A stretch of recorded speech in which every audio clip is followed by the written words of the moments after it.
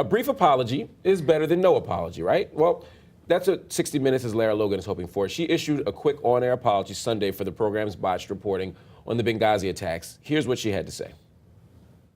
On Thursday night, when we discovered the account he gave the FBI was different than what he told us, we realized we had been misled, and it was a mistake to include him in our report. For that, we are very sorry. The most important thing to every person at 60 Minutes is the truth. And the truth is, we made a mistake. Now, to be fair, this is the second on-air apology Logan has given us, but it feels like something's missing. We never hear why 60 Minutes chose Dylan Davies, the discredited source, and we never hear why they so fervently defended him.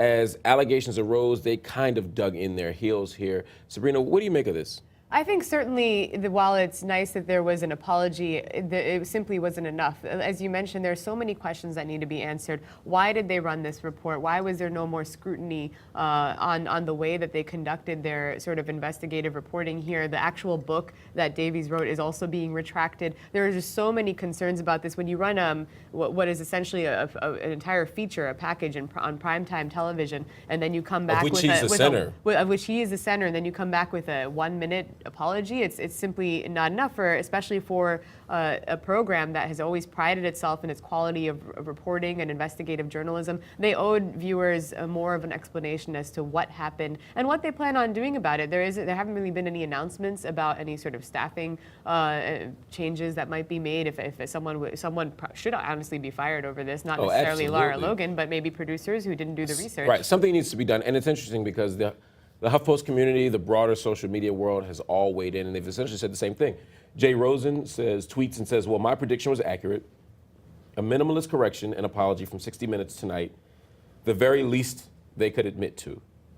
Gabriel Sherman says, a show with reporting legacy of 60 Minutes should have turned its reporting muscle back on itself to explain to viewers what happened and why. Mark Siebel says, reports surfaced, we learned Thursday night, no mention that other reporters turned those items up, not classy. And then we go on and on and on and on and on. Vern J. Gay says 60 Minutes apology not required. Answers to these questions are, why did this happen?